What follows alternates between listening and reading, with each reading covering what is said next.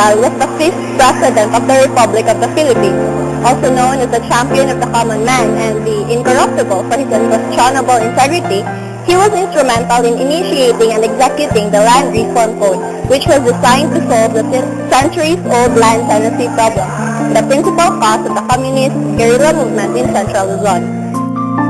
Diosdado Macapagal was born on September 28, 1910, to poor tenant farmers Urbano Macapagal and Romana Pangan in Barrio San Nicolas of Lubao, Pampanga. He graduated valedictorian at Lubao Elementary School and salutatorian at Pampanga High School in San Fernando. In 1929, he entered the University of the Philippines as a scholar and protege of Governor Honorio Ventura, where he received an Associate in Arts degree in 1932. Meanwhile, he worked part-time in the Bureau of Land. Macapagal was constantly forced to interrupt his schooling for lack of funds. His brother-in-law, Rogelio de la Rosa, with whom he acted in and produced Tagalog operettas, helped him continue his education. Macapagal entered the University of Santo Tomas in Manila, receiving his Bachelor of Laws in 1936, his Master of Laws degree in 1941, and Doctor of Laws degree in 1947. He also received a doctorate in economics in 1957. In 1941, Macapagal worked as legal assistant to President Quezon and as professor of law in the University of Santo Tomas. A claim is made that he served as an intelligence agent for the guerrillas during the Japanese occupation, but this period of his life has not been well documented. In 1946, Macapagal served as assistant and then as chief of the legal division in the Department of Foreign Affairs. In 1948, he was second secretary to the Philippine Embassy in Washington, and in 1949, became counselor on legal affairs and treatises in the Department of Foreign Affairs. He was also elected representative of the 1st District of Pampanga Province on a ticket of the Liberal Party, and was consistently chosen by the Congressional Press Club as one of the 10 outstanding congressmen during his tenure that in 1953, he became the only Liberal Party member to win re-election. Macapagal attained worldwide distinction in 1951 when, as chairman of the Philippine UN delegation, he conducted a debate with Soviet Foreign Minister Andrei Vyshinsky. In November 1957, Macapagal was elected Vice President, receiving 116,914 more votes than the total received by the elected President Carlos P. Garcia. In December, Macapagal became the titular head of the Liberal Party. In spite of his rank as Vice President, and because he belonged to the opposition party, Macapagal was treated as a complete outsider.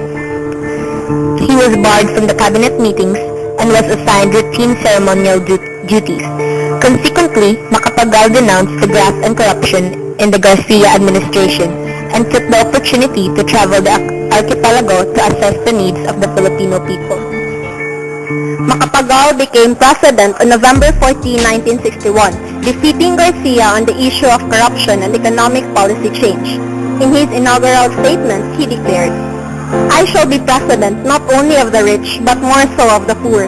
We must help bridge the wide gap between the poor man and the man of wealth, not by pulling down the rich to his level as communism desires, but by raising the poor towards the more abundant life."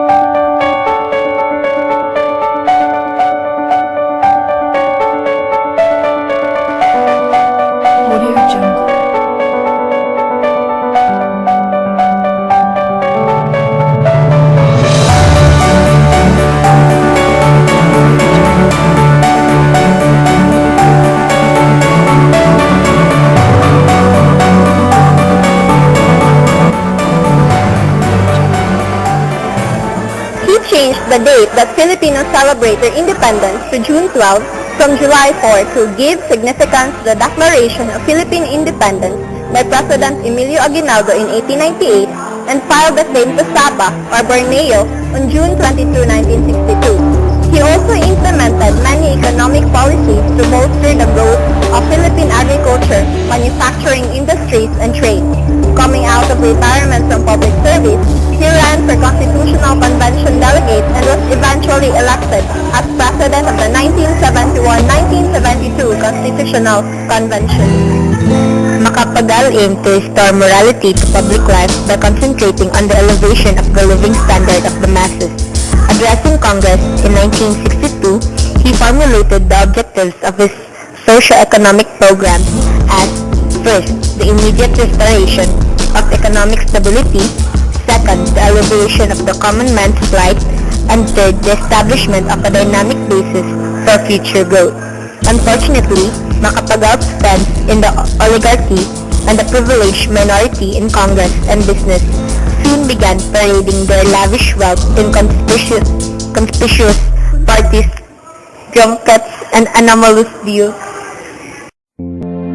On January 21, 1962, Macapagal abolished the economic controls that had been in operation since 1948. He devalued the Philippine peso by setting its value according to the prevailing free market rate instead of by government direction.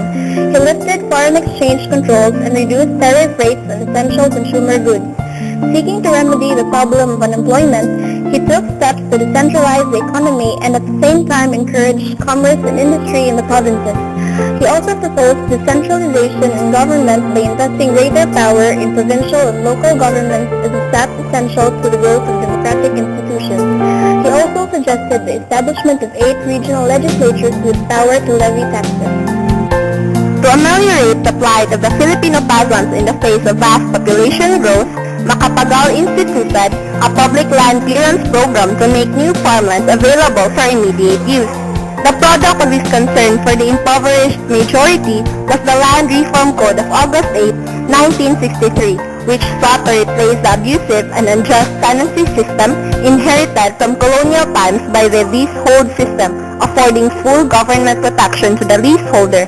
The positive result obtained in 1966 demonstrated the value of the land reform program in materially improving the local living conditions of the rural poor.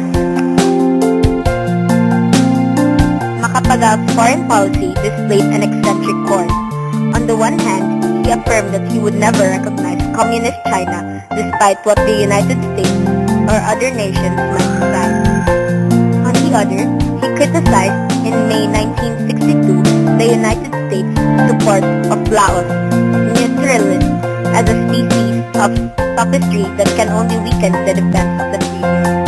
In June 1962, Macapagal registered a claim of Philippine sovereignty over British North Borneo. In July, he proposed the establishment of a Greater Malayan Confederation which would supersede the British-sponsored plan for the Federation of Malaysia. This would be a step toward ultimate establishment of a Pan-Asian Union. Macapagal initiated the Manila Accord of July 31, 1963, signed by himself, President Sukarno of Indonesia, and Abdul Rahman of Malaya.